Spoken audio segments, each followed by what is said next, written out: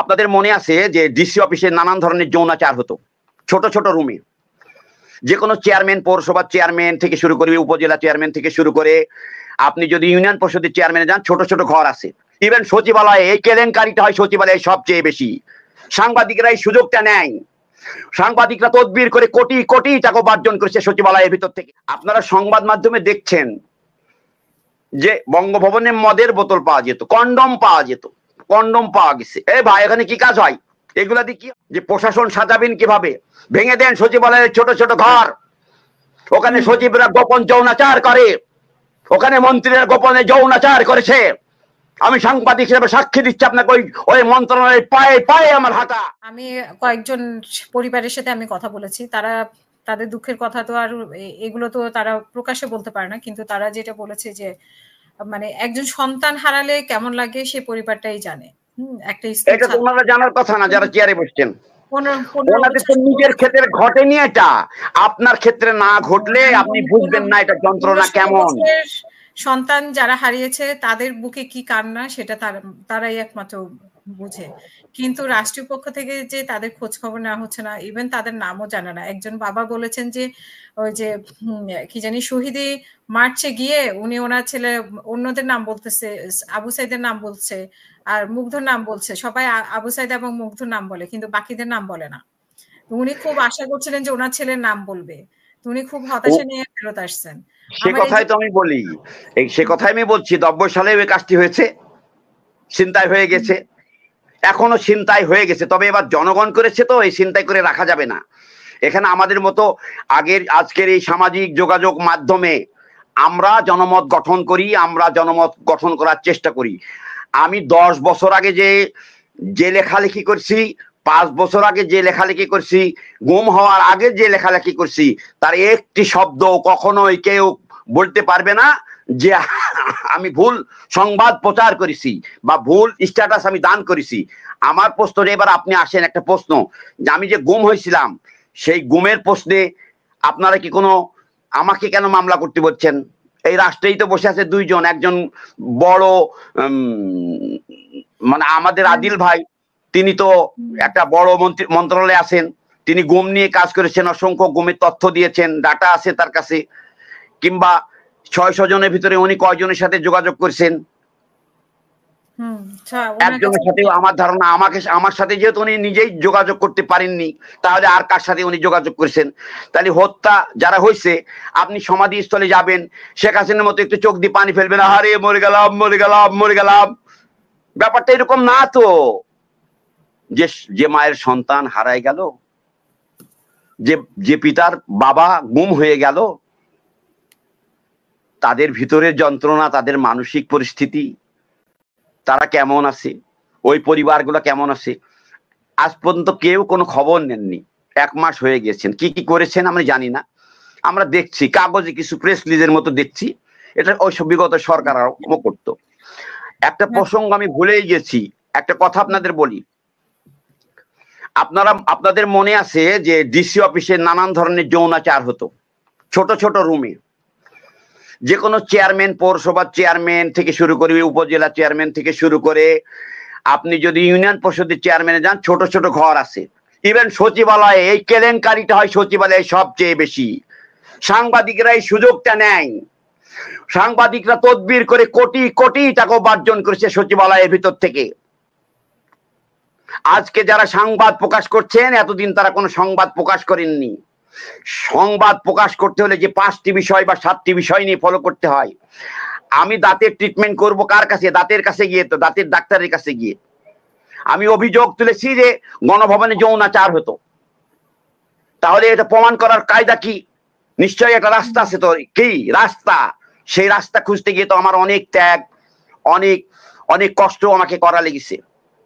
এটা আসলে ওই জায়গায় প্রসঙ্গে না ফিরে আমি বলতে পারি কিভাবে। প্রত্যেকটা প্রধানমন্ত্রী তার ব্যক্তিগত ডাক্তার আছে, কাজের মেয়ে আছে, ইভেন কি রাষ্ট্র থেকে তাকে ওই যে জুতা কালি করার জন্য লোক দেয়া হয়, কাপড় ইস্ত্রি করার জন্য একজন ধোপা থাকে, কাজের ছেলে থাকে, সিকিউরিটি গার্ড থাকে। এতগুলা বিষয় ক্যামেরায় যারা ছবি তোলেন, কারা তুলতে পারেন, সংশ্লিষ্ট বিভাগের দায়িত্বপ্রাপ্ত মানুষগুলাই তুলতে পারেন, সন্ধান করবেন কিভাবে? এই তো রাস্তা, আপনি এদেরকে নিতে হবে তো।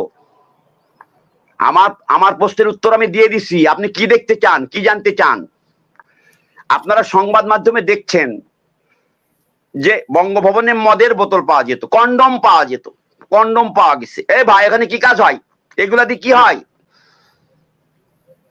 শুনতে খুব খারাপ লাগছে আমার কথা। ওগুলা দিয়ে কি হয়, কে করে?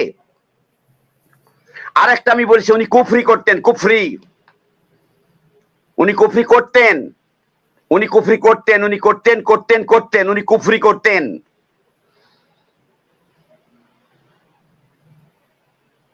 আমি প্রসঙ্গ অন্য জায়গায় গিয়েছিলাম যে প্রশাসন সাজাবেন কিভাবে। ভেঙে দেন সচিবালয়ের ছোট ছোট ঘর, ওখানে সচিবরা গোপন যৌনাচার করে, ওখানে মন্ত্রীরা গোপনে যৌনাচার করেছে। আমি সাংবাদিক হিসেবে সাক্ষী দিচ্ছি আপনাকে, ওই মন্ত্রণালয়ের পায়ে পায়ে আমার হাঁটা। কাউরের নাম করতে চাই না, কাউরের নাম করতেও চাই না। আপনাদের নৈতিক দায়িত্ব ডিসি প্রমাণ করেছে। ওই ময়মনসিংহ না কোথাকার একটা ডিসি ধরা পড়েছিল, প্রমাণ হয়ে গেছে। ওইটা থেকেই আপনি ধরে নেন। প্রত্যেকটা প্রশাসনের গোপন ঘর কেন থাকবে? আপনাকে বেতন দেয় জনগণ, গোপন ঘরের জন্য নয়। আপনাকে রাষ্ট্র আপনার জন্য যে কাজের ছেলেটা রেখেছে সেটা আপনার যৌনাচারের জন্য নয়, মানুষকে ব্ল্যাকমেলিং করার জন্য নয়, ব্যক্তিগত সুযোগ সুবিধা আত্মীয় প্রতিষ্ঠা করার জন্য নয়, স্বজন প্রীতি করার জন্য নয়। আমাদের ত্যাগ আছে। আপনারা যেই চেয়ারে বসেছেন, আমি 10 বছর আগে এই দেশের মানুষের বাক স্বাধীনতার জন্য লড়াই শুরু করেছি। আমার মতো অসংখ্য মানুষ লড়াই করেছে।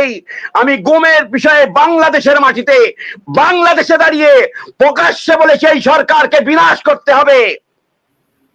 বাংলাদেশে গুম হওয়ার পর কোন মানুষ সঠিকভাবে বলেনি কেন তাকে গুম করা হয়েছে। প্রত্যেকটা গুমের যারা আসামি, গুম যারা হয়েছে, কি কারণে হয়েছে, তারা নিজেরটা পরিষ্কার ভাবে জানে। গুমের মামলা করবেন রাষ্ট্রে যারা দায়িত্ব দিয়েছেন তারা প্রথম, আমরা করব পরে। আমার মামলার পূর্বে আমার ক্ষতিপূরণের ব্যবস্থা করেন, আমার ক্ষতিপূরণের ব্যবস্থা করেন। আমার একটা পত্রিকা অফিস ছিল, সেখানে 10টা হোক 20টা হোক মানুষ কাজ করে খেত। আপনারা নিজেদের ভাগ নিয়ে ব্যস্ত আছেন, আমাদের ভাগ কই ভাই? আমরা তো জীবন দেওয়ার জন্য প্রস্তুত ছিলাম, জীবন দিয়েছিও। তাই আমি তো মৃত মানুষ, ভাগ চাই না আপনাদের ওই রকম ভাগ যে ভাগে কোনো বৈষম্য হয়ে গেছে। আপনি যে চেয়ারে বসার দরকার, আপনার গায়ে যে জামা দেওয়া দরকার 60 সাইজের, আপনি লাগিয়ে দিয়েছেন 30 সাইজের। কেমন লাগে বলেন তো দেখে? আপনি মিলান গাট, ঠিকঠাক মিলান। কাউরের বিরুদ্ধচারণ করছি না, প্রত্যেকের অংশগ্রহণে 18 কোটি মানুষ চেয়েছে হাসিনার পতন, আওয়ামী লীগের অসংখ্য নেতা কর্মী চেয়েছে। পাপিয়া কাণ্ডের জন্য এই মন্ত্রী এমপিদের কেলেঙ্কারি সংবাদ আমাকে আওয়ামী লীগের নেতা কর্মী রায় দিয়েছে। তারা আজ মার্ডারের মামলা হয়ে বসে আছে। তারা সামান্য একটা মিছিলে অংশগ্রহণ করে 1000, 2000, 5000 টাকা পেত। তাদের বাড়ি নাই, গাড়ি নাই, তাদের কোনো ফ্ল্যাট নাই, তাদেরকে আপনারা মামলায় ঢুকিয়ে দিয়েছেন কেন? কই বড় বড় আসামিকে কেউ সামনে নিয়ে আসেন। আওয়ামী লীগের বিভিন্ন ওয়ার্ডের প্রেসিডেন্টকে নেন, সেক্রেটারিকে নেন, একজনকেও তো আপনারা গ্রেফতার করে দেখাচ্ছেন না আমাদেরকে। আমরা পরিষ্কার জানতে চাই, জানাতে চাই। আর একটা বিষয়, এবার অন্য প্রসঙ্গে আসি, প্রেস ক্লাবের প্রসঙ্গে। একটু আপনি অন্য কথা বলেন, আমি একটু পানি খেয়ে নেব। আমরা সাংবাদিকদের দেখছি যে সাংবাদিকদের চেয়ার দখল শুরু হয়ে গেছে। তো এই দখলটা আসলে সঠিক সাংবাদিকরা যদি পায় সেটা অবশ্যই মানে প্রশংসা করার মতো। কিন্তু সেখানে যদি আবারও হলুদ সাংবাদিকের পরিবর্তে আবারও হলুদ সাংবাদিক আসে, অন্য হলুদ সাংবাদিক, সেখানে প্রশ্ন আর কি আপনার কাছে শুনতে চাই যে কি নিয়ে। আর সেনাপ্রধান নিয়ে একজন প্রশ্ন করেছেন, সেনাপ্রধানের ভূমিকা নিয়ে আপনার কোনো বক্তব্য আছে কিনা? সেনাপ্রধানকে নিয়ে পার্সোনালি তো আমার কোনো প্রশ্ন নেই, উত্তরও নেই। সেনাপ্রধান তিনি নিজেই বলবেন। আমি তো বলেছি আপনাকে ফর্মালিটি, আপনার সম্পদ কি আছে, সম্পত্তি কি আছে, কি অর্থ আছে, বৃত্ত আছে, এগুলো প্রকাশ করবেন। এটা সময় নিতে অনেকদিন লাগে না। এটা যদি প্রকাশ করে আপনি সৎ থাকেন করবেন। এখানে সততার অসতার প্রশ্ন। রাষ্ট্র পরিচালনায় সততার যদি জায়গা না থাকে এই রাষ্ট্র আর কোনোদিন ঠিক হবে না। এই রাষ্ট্র ঠিক করতে হলে অনেক বিশৃঙ্খলা তৈরি হবে।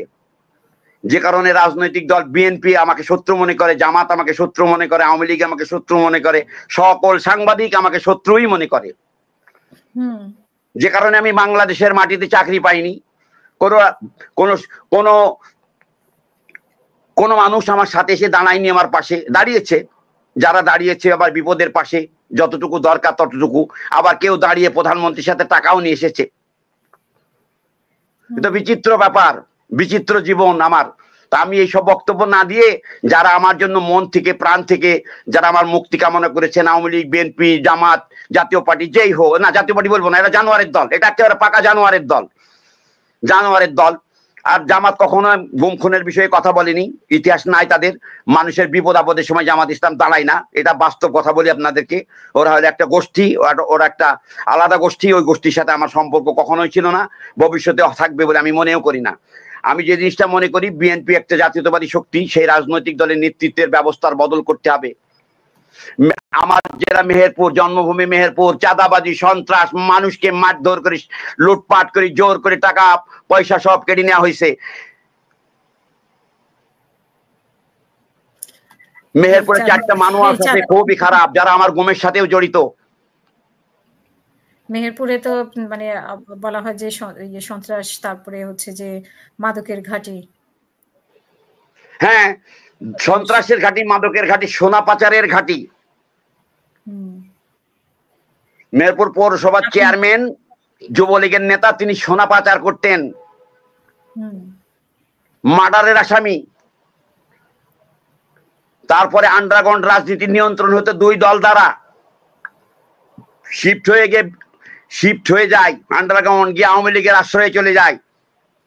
পুরাতন লোকজন আছে, সেটাও বিএনপির আশ্রয়ে হয়তো আছে। অস্ত্র মেহেরপুরে অনেক আছে, সারা দেশ। আমি মেহেরপুর বলছি কেন, আমি আমারটা দিয়ে শুরু করি, আর একজন একটা পরে বলবো, আর একজন একটা অনেক দূরের বিষয়। আমি আমারটা দিয়ে শুরু করি, সবাই আমি ওই যে আপনারটা দিয়ে শুরু করেন। যে কোনো কাজ নিজেরটা দিয়ে, স্বচ্ছতা দিয়ে শুরু করেন। সেনাবাহিনীর অনেক ভালো অফিসার আছে, সেনাবাহিনী যারা গুম খুনে জড়িত, তারা এখনো ডিউটি কর্তব্যরত পালন করছে, ডিবি অফিসেও করছে, এনএসআই করছে। প্রশাসনে যাদের নামে আমি লিস্ট তালিকা দিয়েছিলাম, যারা এইসব কুকর্ম, অকর্ম, ঘুষ, নারী, নানান ধরনের কেলেঙ্কারির সাথে জড়িত,